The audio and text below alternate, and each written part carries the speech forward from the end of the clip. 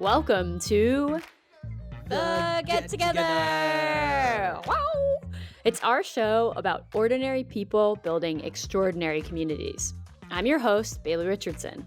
I'm a partner at People & Company and a co-author of Get Together, How to Build a Community with Your People, a fire-colored, special, short book that I wrote with Kevin. Hi, Kevin. That's me. I'm Kevin, co-host for today's podcast and Bailey's business partner at People & Company. That's our strategy company where we advise orgs on how to create purposeful communities. In each episode of this podcast, we interview everyday people who have built extraordinary communities about just how they did it. How did they get those first people to show up? How did they grow to hundreds, maybe thousands more people? Today, we're talking to Steve Garguilo. He's a partner at Cultivate and an author of the book Surge, Your Guide to Put Any Idea into Action. When I first met Steve and heard his life story, I was so dang excited to get him on our podcast. Early in his career, Steve did what I would say is the impossible. He led a grassroots transformation of the culture of Johnson & Johnson, which is the fifth largest company in the world. They have something like 130,000 employees. That's a lot. That's a lot. Steve was frustrated by the pace and challenges of the big company culture he was new to and decided to do something that he'd done in college, host a TEDx. He hosted a casual Johnson & Johnson TEDx event at a bar, and soon others wanted to get in on the idea, sharing their research up on stage, hearing wild ideas and learning more about their colleagues. By the time Steve was done, 23,000 people at Johnson & Johnson had engaged in one of these TEDx's. And Steve, an engineer by trade, had been hand-selected by the head of HR at Johnson & Johnson to join that team and do more of this work as head of Instigation at Johnson & Johnson. Now he's a partner at Cultivate and does some of this transformative work that he did at Johnson & Johnson for other companies. Kevin, hello. Hello. What's something that you learned from our conversation today with Steve? You know, Steve reminded me how these community building principles that we keep coming back to, they hold up when you're thinking about bringing people together within a company. We spotlight a lot of stories on this pod about groups outside of work. And honestly, since the pandemic started, People & Company has actually been taking on more strategy work with orgs, hoping to build intentional communities with employees, so more of this internal versus kind of external around their business. You know who you are. Yeah, I hope you're listening. You know who you are, clients. We signed those NDAs. Steve's experience underscores, one of our tenets, which is you can't fake the funk. Genuine passion attracts passionate people. That's what Steve encountered at J&J when he craved a community that shared ideas in an encouraging environment, and he found others that cared about that too. Let's jump in with Steve in El Paso. Are you ready, Kev? Steve, incoming. Let's go.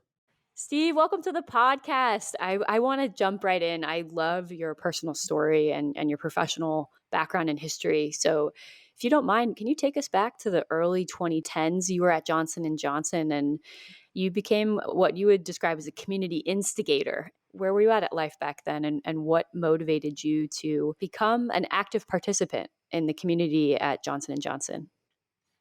Well, thank you for inviting me to today's get together. Appreciate it. So yeah, if I go back to that point in time, I was early in my career, fresh out of school, newly minted engineer. They tell you some propaganda at Penn State that like 1 out of every 7 engineers in the world is a Penn State engineer, which cannot possibly be true, but that's like this thing that they, tell you. But anyway, that's an interesting thing to say. You're like, you are the world. Right. It's like, but 1 out of 7 feels like too many. But, yeah.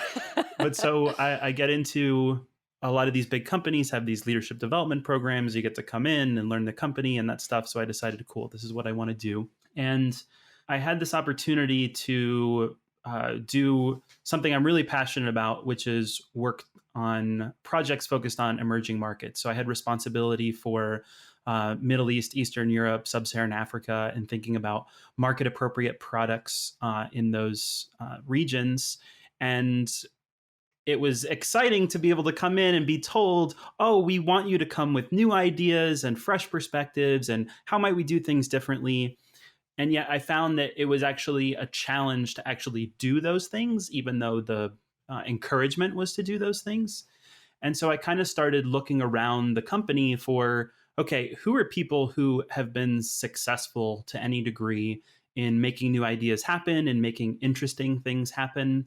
And so, really, the stuff that led me towards anything community related was really a selfish desire to learn, how do I actually get stuff done in this company? How do I actually make new or interesting things happen in this company? And so I just would go around and talk to anybody who would talk to me. And that's, I guess, how the journey started. There's so many things about your background. Like you said, you being an engineer, you were involved in TEDx at Penn State, and you were like, have done all these amazing adventures. Like you've been to, I think, is it 100 countries? You did the Mongol rally. Like you're such a dynamic person.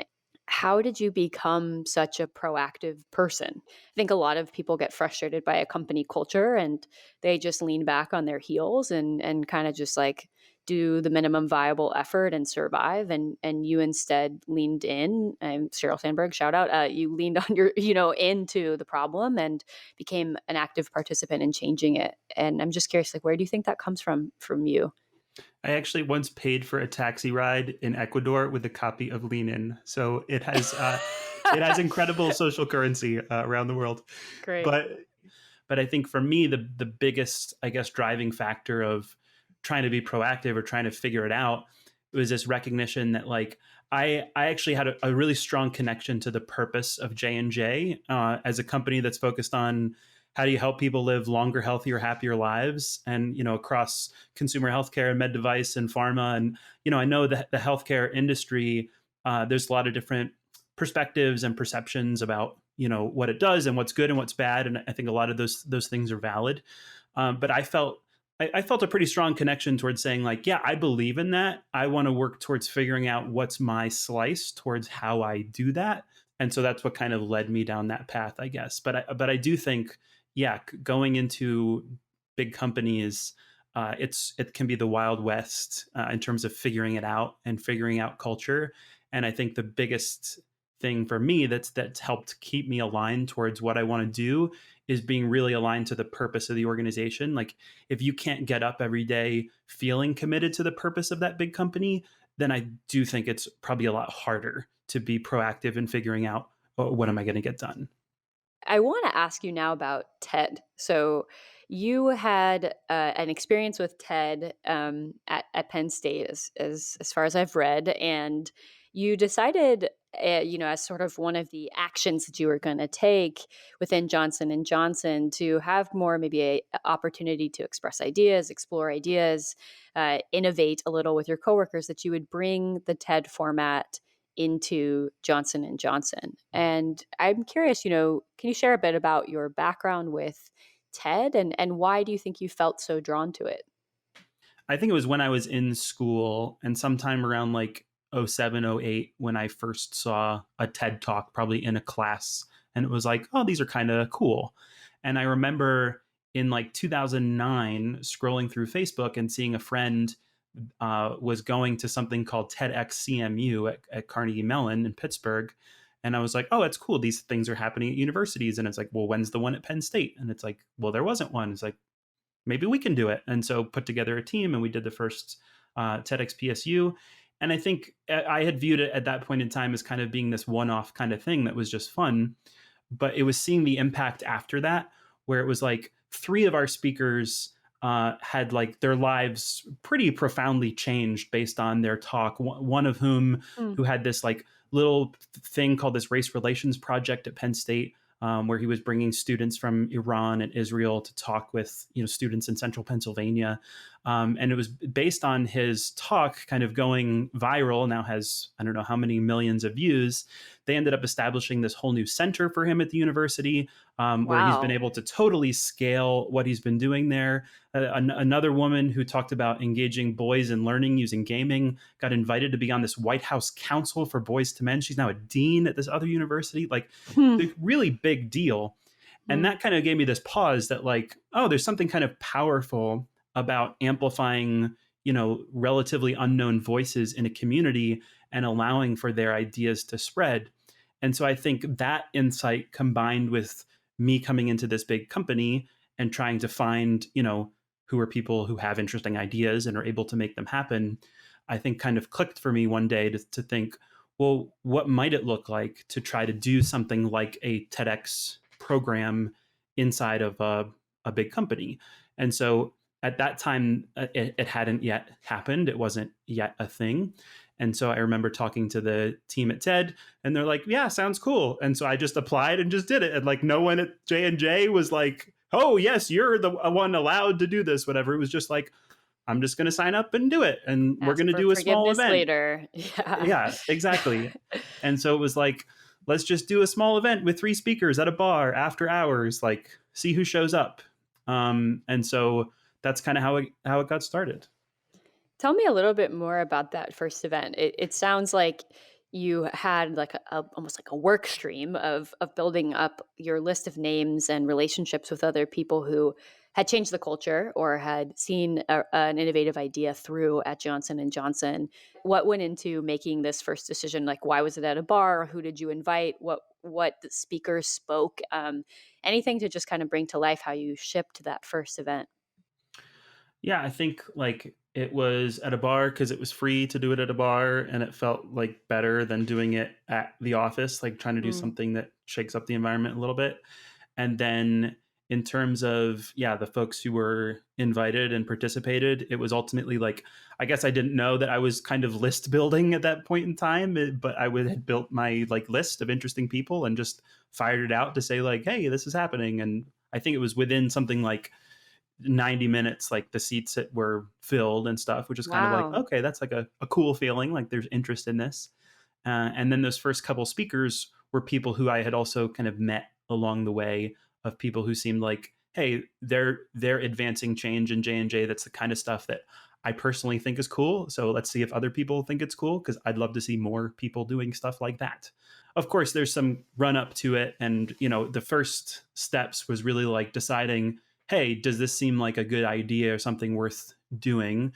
Asked that around to some people, kind of recruited a small team that had helped put it together. So there was definitely groundwork, but like not a ton of groundwork and analysis paralysis either, of just like, hey, this is going to happen. It's going to be small. We'll see, what it's all about. And then it was kind of after that when it started getting just more interesting and much bigger than I expected. And like, I wouldn't have called it at that point in time a community in any respect, although maybe it was, of, hey, the first people interested in this kind of thing. But it was when I put the talks on like this little intranet site internally, and I started getting calls from different people around the company. I got a call from this person in Brazil who was like, "Can we do TEDx at our campus?" And it was like, "Sure." And then this team in like Singapore, a team outside of Toronto, Canada, like people started kind of coming out of the woodwork and self-selecting to say, this seems like a cool format for us to get to showcase some interesting things happening in the company, and and people's ideas who might not otherwise have a forum. So I somehow kind of became like the center of helping people out in doing that. And really, that's when it became clear, like, oh, this is really building a community of the innovators and the change makers and the people around the company who want to challenge the status quo. And that ultimately became a pretty powerful force. How did that first event feel? You'd been to other TEDx's, and I sometimes like to ask people, how did they know to keep going or to keep organizing? Was it because of the nature of the event, or was it, like you said, just because other people in other offices and in other regions really wanted it in their local Johnson and Johnson environment? Yeah, I think there's a combination of both. Obviously, getting cold emails and phone calls from people in the company is, an encouraging sign and kind of an exciting thing. But I think there was, yeah, definitely also. I talk sometimes when you talk about doing events, like these metrics of goosebump moments and shining eyes, and kind of being able to look out and see those shining eyes and have the sense that like people are really transfixed and engaged and excited about having the chance to share in others' stories and have this space for ideas and conversation. That was really a motivating factor. I mean, I think the impact stories out of that first small event weren't quite like the level of the things from Penn State, of like, starting a whole new center at a university. But one of the speakers who had talked about her journey with heart disease ended up being able to make a connection to collaborate on some of J&J's initiatives in that space, and actually ended up starting a foundation based on that. And now Wow. she's like doing speaking around the world or whatever. And this is someone who's Mm, like one of my favorite parts about working with speakers is people who don't want to speak or like to speak or feel like they know how to speak. There's now this professional circuit of people who want to go around and do talks and do all that, which is fine. It's an industry and it's a job. But then there's the just like average person who just like, I just kind of want to do my thing, and it is terrifying, the idea of having to go up and talk about it. And I love getting a chance to kind of help those people break out of their shells a little bit and share like, hey, there's this really interesting way you see the world that I think can flip a switch in some other people's brains too. And like, let's allow for that to happen if you're game for it. And I'm sure you've experienced this. I know you've experienced this of like when you just wake up super excited to work on something. And it's like, mm, I was super mm, excited to get to work on this and try to mm. do this. And so continuing to feed that energy, it wasn't an option to not do that. Was there an initial reaction from, quote unquote leadership or other folks at the company that, either helped sort of fan the flames with what you're doing or the opposite? In early days, this wouldn't have even been something that was on any of like leadership's radar, really. Now what was interesting is like we intentionally tried to curate audiences so that they are diverse and egalitarian, and that does mean that you have some people there who have some fancy title and some people who don't.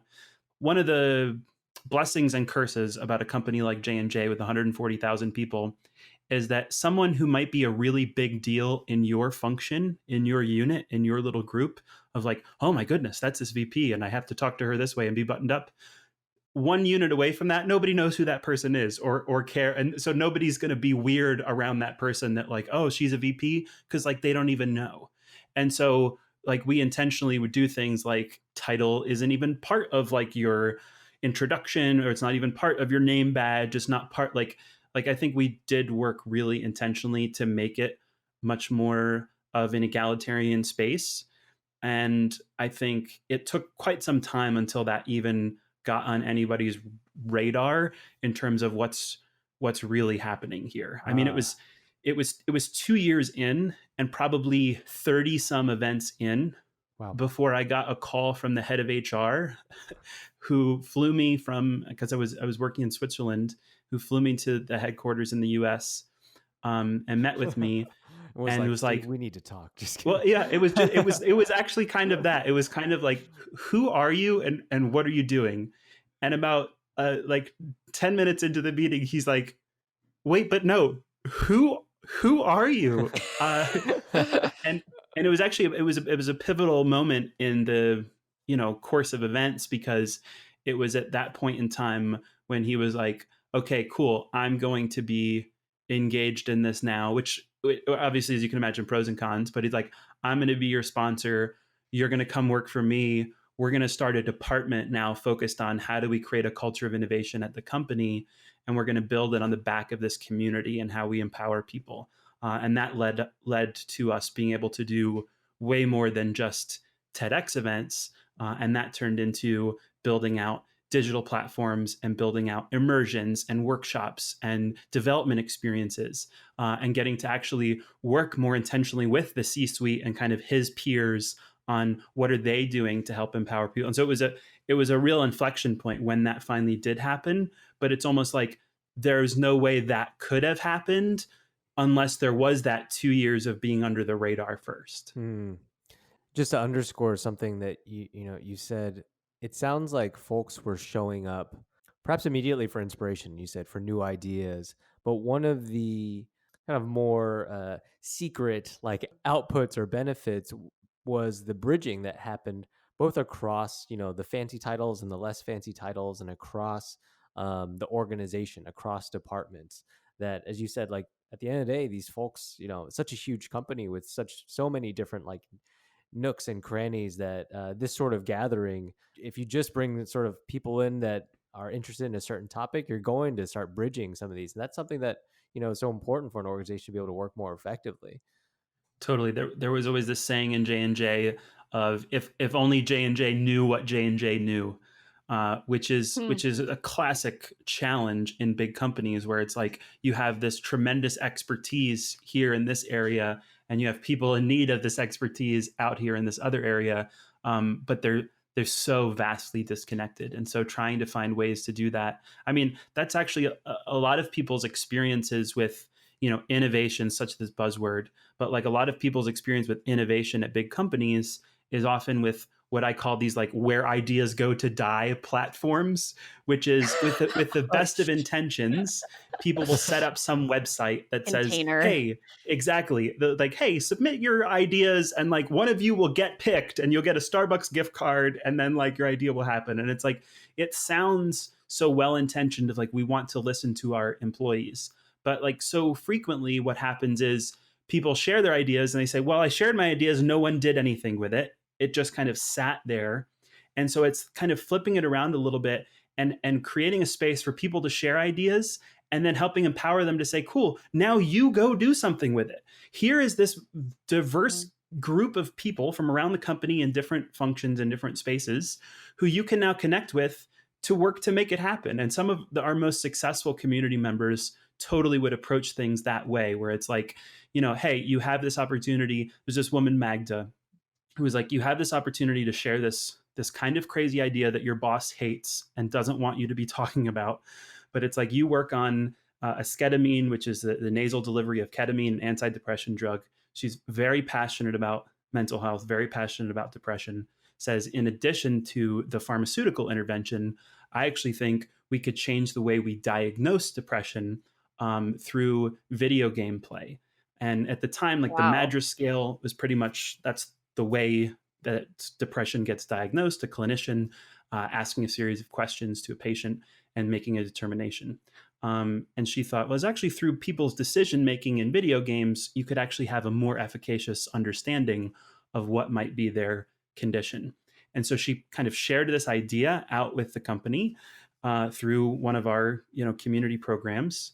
And it was based on people coming up to her afterwards and saying, "Hey, I love this idea. Great. You're now my clinical person. Great. You're now my finance person. Great. You're now my supply chain person," whatever it is, and could build these diverse skunkworks teams. And that was how she ended up getting like the first ever video game through a clinical trial and actually getting something Wow. launched in this partnership with Microsoft. And it was like, when you can create spaces like that and allow for things like that to happen, then it's like that's how you're not just transforming the company, but you're making an impact to our ultimate stakeholders. Mm. Is there anything that might keep a company from creating that kind of space? We hear a lot of folks talking about the politics that show up in internal community building when we do projects there, and sort of the silos and the dynamics of power that are at play in a company setting. And I'm curious, do those things matter, or what things do matter that could keep something like what happened at Johnson and Johnson happening other places? It's tough for me sometimes to reflect on these kinds of questions because it's almost like knowing what I know now. I would know too much to have been able to make what happened at J&J happen, because I would have been approaching it way too intentionally and Strategically. smartly and structuredly and whatever, that it's like, well, I wasn't thinking about any of those things. I wasn't trying to create a community. I wasn't trying, like, so there's some aspect of naivete and just being able to fly under the radar and saying, you know what, I'm not going to try to do this big bang approach and we're going to change the culture of the company and we're going to start a community for that. And those feel like really big things that when you make them big, they're now big promises to the organization. They're now expectations to the organization. There's a lot of baggage that comes with doing stuff like that versus the total, like, hey, I'm just a random person in the company trying to do something and we see what happens, and there's no expectations and there's no baggage and there's no any of that. So like when we talk about kind of what senior leaders roles are versus the random person in the organization that just wants to start something, I think it gets to that dynamic of like, how do you as an HR leader or an executive work to not be a squasher, which is the most common thing of like, what are these Hmm. people doing? I have a community initiative. I own community in our OKRs as the organization. Why is this person trying to do this? And and squashing it or squeezing the life out of it in some way, instead of viewing your role as a connector and a facilitator and a supporter of those kinds of things, and recognizing that, like, oh my goodness, don't you just see, like, this person just saved you so much work. They're already building this great community. Like, why wouldn't you want to support them doing that instead of feeling Mm, like you need to be the one who does it in this specific kind of way? So I mm. think it can be really hard sometimes for leaders to see their roles that way. Yeah. I mean, I think what I hear there is that if you're an HR professional and a senior level, you've probably spent your lifetime at work, your work lifetime, developing points of view and maybe principles and maybe processes. And how do you grow expertise but also keep openness? And I think one of the things that Kevin drew for our book is this community spectrum of control, and on one side of this spectrum is a stranglehold, and on the other side is a free for all. And, our argument almost always within a professional context is to move more towards like less control. That's a long way of saying that what I hear is there's actual like strategic value in giving up some of the control that you might be tempted to have when you're a manager, when you're a more senior level leader at a company, if you do want new ideas to emerge. Absolutely. Yeah, and that's one of the reasons why Get Together is part of our welcome package for new employees. So it's one of about Aw. 6 books with originals and Hey. Rebels at Work and a few other things more specific to, like, change making inside companies. But that community building Mm. piece of it is huge. So I'm a big fan. You don't work exactly in communities, and we don't work exactly in internal culture building, but those things overlap. And one of the big principles that we agree on is we call these people your hand raisers. You call them, cultivators or change makers. But, in our first email exchange, you replied to me and said, uh, my passion is really in unearthing and amplifying change makers inside really big companies and helping connect them to form a movement. Why are these people so important in your words? Yeah, I mean, you also just said why they're so important, right? And those hand raisers are the people who are just showing up with so much energy and passion and commitment to the organization's vision, right? You talked about that commitment to purpose and a desire to say, like, hey, let's get some stuff done. Like, I want to make this happen. I want to make something happen better. Like, how are we thinking about how we're working? How are we thinking about what we're working on? And, like, I'm always collecting good cultivator stories. I think at some point I want to launch like an Instagram account that's just like cultivator stories, because I have like a massive Google Doc. But like some of my favorites are, ones that I think are almost more popularized in the lexicon now, right? But people like Richard Montañez, who was the janitor at Frito-Lay, who one day the manufacturing line breaks down. It's just plain Cheetos that don't have their orange dust on them yet. So he like takes some home, puts some chili powder on them, is like, hey, this tastes really good, and somehow gets to like the CEO's office with his makeshift little bag and these chili powder on these plain Cheetos and says, I think this could be something. And Frito-Lay says, yes, you know what it can be. Flamin' Hot Cheetos is now their number one selling snack product. Richard is now a vice president at the company, right? And you have so many It's stories the like number this. one selling snack product? It's the number one selling Frito-Lay snack product. Oh my gosh. This is how I relate to community leaders, is how you relate to these people. You do need to make this book. I want to read all these stories.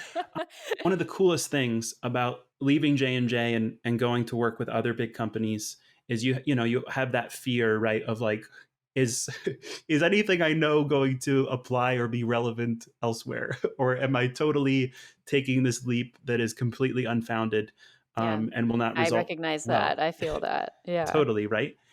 And I think the thing that has been so comforting and exciting is that these cultivators are everywhere.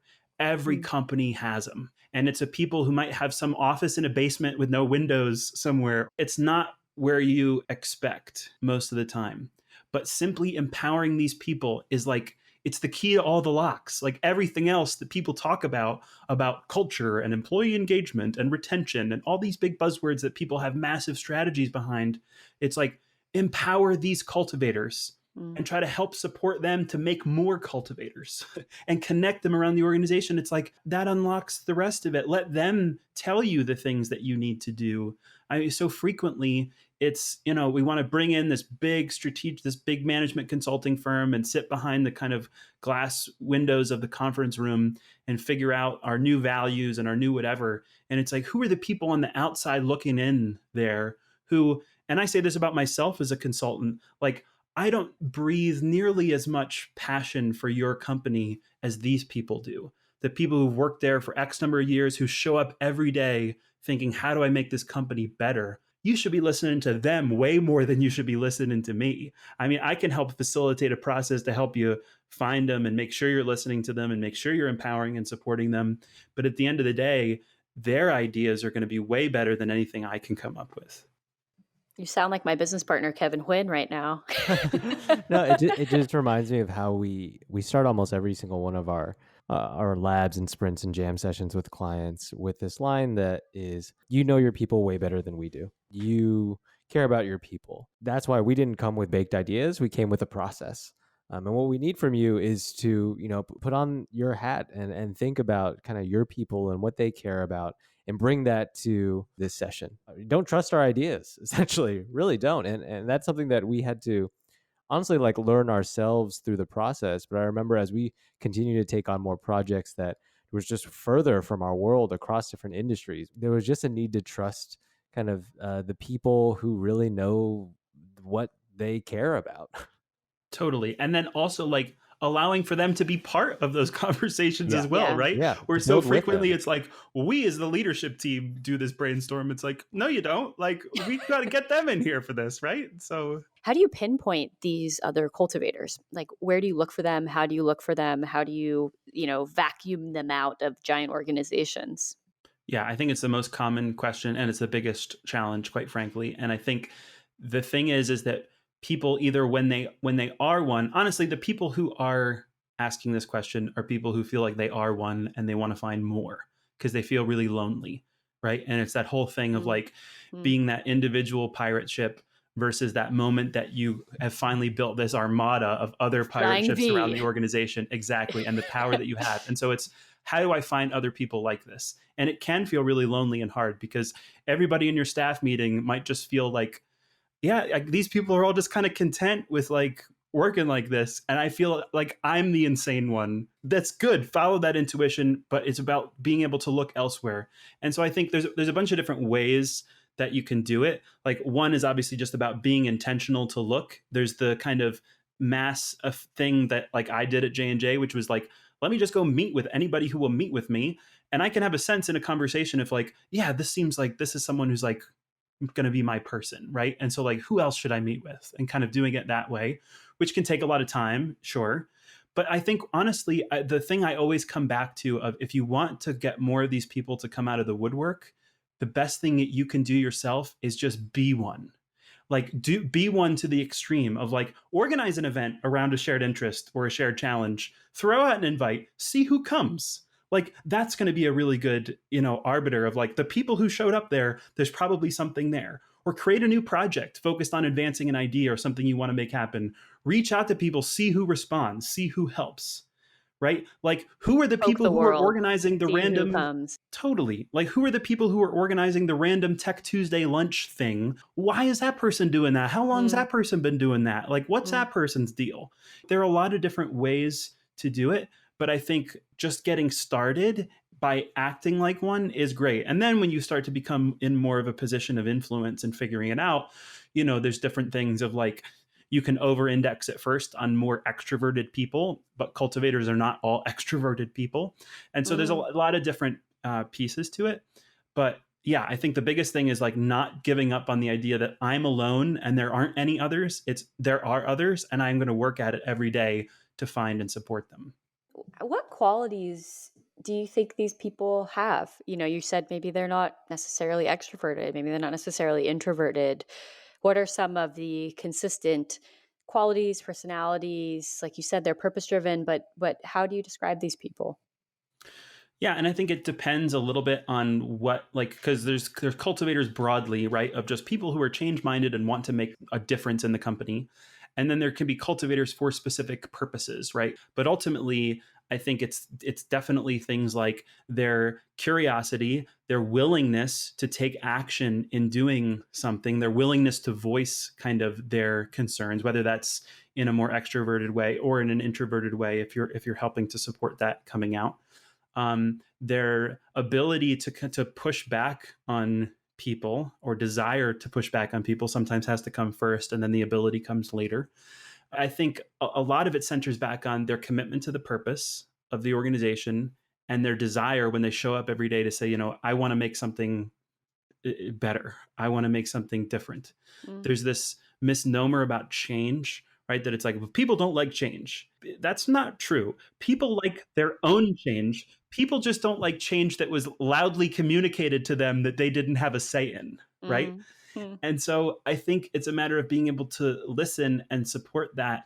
And that, like, a lot of people are like potential cultivators if you help kind of support them in the right couple ways. I love that.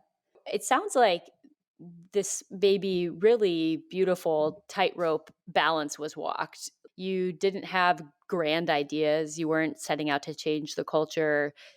You just wanted to create a space to hear new ideas and push new ideas into the world. It grew and grew and grew. And then you get flown to the head of HR's office and have a sit down. I'd imagine there's some people out there who are high up in some form of an HR position or HR professional listening to this. What would you say to them about how they can help an internal movement like this pop up, or how they can help change makers in their organization? What are things that HR teams can formally do or informally do to help create conditions where this is possible? Yeah, I mean, part of it is that mindset as an HR leader of like quasher versus connector, right? And how am I making sure that if something does pass my radar, what am I doing to help connect them to the right people, or support them, or mentor them, or shepherd them along to kind of allow for it to happen. So part of it is that once things do cross your radar, I think another part of it is like, how am I actively looking so that these things can cross my radar more frequently, and how in touch am I with the organization? It's really easy for HR professionals to get very caught up in HR. That's the most dangerous place from which to see the organization. And so getting out of the like HR bubble part of it is an important part too. But then when you look across all the different parts of HR, I think it's using empowerment as a driving principle behind all of those activities, and saying that, like, if we're focused on leadership development in the company, how do we make sure we're not just focused on leadership development for the very top executives in the company? Because that's what happens most frequently, is that, like, well, our top Mm. executives and our Mm. future CEOs and these people get all this access to stuff, and then the lower down into the organization, maybe there's some online video thing you can click through and whatever, but like, are we really focused on development of the whole company, or are we just focused on executives? And so I think that's a big part of it. A lot of these man behind the curtain HR functions that are looking at those things like, well, who's our future X and our future Y? They're doing that based on a set of assessment criteria that say, well, this person's taken on this role and done this thing and checked this box and done this stuff. And they're not often looking at some of those things that are indicative of someone being a cultivator. And whereas, like, those are actually people who are going to be, I think, much more likely. And this is some of the research we do. We have this big research partnership with the Farrell Center for Innovation at Penn State, where we do research specifically on this, that's focused on, like, these are actually people, the people who show up in this way are much more likely to be successful in some of these roles, but you're not considering them for these roles. And cultivators quite frequently have to jump between companies even though they don't want to. Mm. They Mm. love often the company they're working for, but if it doesn't take too long under some bad managers or some bad direction to say, I don't think I can realize my potential here, I got to go somewhere else. And so focusing on these people is, I think, really critical to the success of big organizations. Yeah. Now you're a partner at a company that you started called Cultivate, and you focus on these issues, on driving culture change through working with change makers, with cultivators at different organizations? Is there something that you've just been had absolutely affirmed and something that you've questioned through applying your thinking elsewhere? Yeah, I mean, definitely the affirmation that cultivators are everywhere, right? They're in every organization, in every type of organization, and actually the trend. So just in the last 3.5 years since I left J&J, all the different enterprise tools that are now out there that actually help make it easier for cultivators to be spotted and to connect and to find each other. Tools like Teams are actually like incredibly, Microsoft Teams for yeah, everybody listening who doesn't know. Yes. right. Microsoft Teams. So essentially, Slack, but more frequently being used in big companies and actually with a lot more capabilities. But things like the ability to throw up a Microsoft Teams space and be able to easily collaborate with other people and build a community in that space is tremendous. Or even things like Microsoft Stream, which is almost like an internal YouTube capability, is allowing for cultivators inside companies to essentially build an audience the same way people build an audience out in the world on the whole world wide web, right? Of like, yes, you could start a YouTube channel, unboxing whatever, and build an audience that way. You can also start kind of a stream channel in your company and start to build an audience that way. And I'm seeing more and more of people taking advantage of that and doing that. And I think it's a tremendous uh, level of excitement seeing that and just knowing how much that's going to continue to grow in the coming years. So again, that just affirms all the stuff about cultivators. I mean, one of the interesting things of working in some different companies is like words like leadership development in some companies are actually kind of dirty words. Like they're not really prioritized, which is kind of Hmm. unfortunate Interesting. and sad, but also just like interesting to know that like, oh, I spent a lot of time in a company where that was really valued, and there's other companies where you have to position things differently Why is that? What is the reason to sort of reject leadership development? because it's viewed as an unnecessary investment when you're really focused on bottom line and Mm, business yeah. outcomes, right? Mm. And so, but I think what that means then is just getting savvy enough to how do you tie things like empowerment and things like internal community building towards those business outcomes and towards things like customer centricity and efficiency and things that aren't, things that like, yes, the development and retention and engagement is kind of baked into those, but it's not the hero in those conversations. So I think that, that's been an interesting one. And then I think the other interesting one has been because my experience with J&J being embedded and also being, over the course of really like a 6-year journey, it getting so big and kind of doing all this stuff, is that at first, I think we were trying to tackle a lot of our work focused on like a whole company perspective.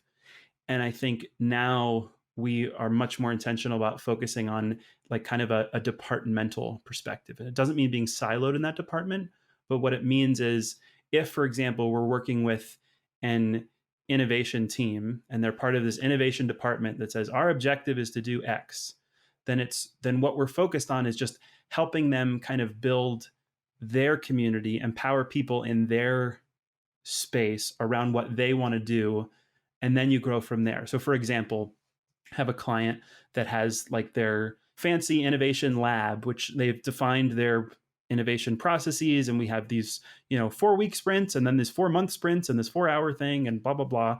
And they were talking to me once about like, oh well, we have the people who go through are our alumni, and one of our alumni once tried to steal one of our books to run one of their workshops and their work and whatever. And it's like they were so closed and so controlling over everything. And the thing is, I actually get that and can empathize with it because especially when it comes to stuff like innovation, there's so much baggage of so many failed innovation initiatives that people who are entrusted with Mm. running these types of things now feel like the worst thing in the world would actually be someone taking my tools and my processes that I spend a ton of time developing and making good and going and running that with someone else and it being bad, and the people in that are now totally turned off to everything I'm doing at no fault of my own. And so I get having that perspective, but I think it's helping them open up like these aren't your alumni, like this is your community, these are people that you have had the chance to touch in this way and that you should be empowering them to do this, and we just need a structured way to do it, right? And all this kind of stuff. So being able to be focused on what's a specific department in the company, what are the objectives that they have, and now how are we best empowering people and connecting people to help them do that Mm. is really the sweet spot, because they become so much more, I mean, I hate to use the word powerful, but they really do become more powerful when approaching it that way. It's a huge differentiator for the people that really want to make change. One thing that we talked about when we first met is how the word community shows up in your work. I think you talk a lot about culture and about change and about a company as an organism being equipped to get to where it wants to go in the future. And what role does community play in that in your mind? How you see community show up in your work or communities show up in your work? Foundationally, we often are first focused on how do we empower the right people and help them develop the right skills in the right kind of space of what you're trying to achieve. But then ultimately, if you really want them to realize change and like culture change, and culture is such a big thing, right? And like there's in big companies, there's so many subcultures and it's changing in pockets and changing in small ways. Like the ways those things start to change is when you have these communities come together. If communities have stanchions around them, right? And it's like, we believe these things, we're together because of this shared interest and this strategic direction, and we're moving here, and we're going to move here together. And so I think one of the examples that has probably the most focus on it right now is a lot of big companies have what they'll call ERGs, employee resource groups, or affinity groups, or diversity groups. And frequently, what they are is they're comprised of people working in that company who share some aspect of diversity. So they'll often be groups for Hispanic employees, or groups for disabled employees, or groups for veterans, or whatever it is, people who share some kind of aspect of their identity. And so frequently, those groups haven't really been super empowered. It's just kind of groups that, like, yeah, we get together and we get to do some events and we listen to some speakers, and that's kind of what we do as we try our best to support each other. But I think people are recognizing now, with especially all the attention in 2020 on how are we really supporting our employees and creating the right kind of inclusive workplaces, is they're actually empowering these ERGs to act much more like thriving dynamic communities, where it's like, yeah, not only do we share this aspect of our identities, but we're now going to work to actively try to shape policy in the company to support us. So we're going to work now to actively work to make sure that we're represented in key roles in leadership teams, or various different things that go beyond what can often be these kind of weak communities in companies that are just we're engaged around a shared interest, but getting towards those strong communities that also have that strategic direction and that movement aspect behind them. And I think Mm. Yeah. that's really the key of maturity. What is your team at Cultivate really trying to figure out right now? We're one thing that's obvious is we're in the middle of a pandemic, and that I'm sure has changed workplace culture so dramatically. But what's on, maybe it's that, is it something else? What's on your mind, and what challenges are you trying to crack? A thousand different things, right? But in terms of being able to be prioritized, definitely one is I mentioned the research partnership that we have. So a big part of what we're focused on now is actually supporting research and working in tandem with some universities and some of our clients, and being able to get to demonstrate examples and answer the questions of why this is happening this way, how others can learn from it. So that's a part of it. Another thing we're focused on right now is, because we have been so entrenched in our work with our clients, we've taken a chance to step back and say, how are we kind of launching stuff that's for anyone and not just launching things specifically in client organizations? And so we actually have a correspondence course launching in January that we're really excited about, which is going to Cool. be for kicking off 2021. If I want to be an empowered cultivator in my company, how might I best do it? And so we're going to be putting together, I think, a pretty cool, email based course, not like sit through a bunch of webinars and whatever, but like at your own pace. Here's tools, here's the community space behind it, whatever. So we're going to have that coming, which we're really excited for. And then the other big thing right now for us is actually, given our recognition of the importance of community, we said, like, we really should have our like cultivator community as well, right? Mhm. And how are we helping cultivators in different companies be able to connect with each other and learn from each other and support each other in like, what are you doing at Merck and what are you doing at Google and what are you doing here, and that Mhm. kind of stuff. And so we're just in the early stages of our cultivator community, but for anyone who's listening who is working for a big company trying to make change, this is the kind of stuff you're interested in, of how do I show up in a way that I'm able to make change and empower others in my organization, then please join us in the cultivator community, because that's something we're actively working to try to grow and support as well. Awesome. Well, I feel like there's probably no better person to be near than you and your team and that community. So, Steve, thank you so much for the time. Really appreciate it. If you want to connect with Steve, you can reach him at stevegarguilo.com. That's Garguilo. Or check out Cultivate at cultivateall.com. Special thank you to our team. Thank you to Rosanna Caban for engineering and editing, Greg David for his design work, and Katie O'Connell for marketing this episode. Thanks, team. You can find out more about the work that Kevin, Kai, and I do as People and Company, helping organizations get clearer on who their most important people are and how to build a community with those people by heading to our website, peopleand.company. Also, if you want to start your own community or supercharge one that you're already a part of, our handbook is here for you. Visit gettogetherbook.com to grab a copy. It's full of stories and learnings from conversations with community leaders like this one with Steve. Oh, last thing, if you don't mind, what might it be? You're listening to a podcast. What could be It's this an last impossible thing? guess. Please If tell you me. are, have some time on your hands, or you're just reflecting on this podcast later and thinking, dang, I learned so much, maybe you could go in and review us or click subscribe even on the podcast store of your choice. That stuff really helps our podcast get out to more people. So we end every episode just nudging you to remind you. So anyway, if you feel like doing that, that'd be rad. If not, no worries. We still appreciate you. Cool. All right. Cool. That's it. Yeah, see you later. See you later, y'all. All right. See ya. Bye. Bye.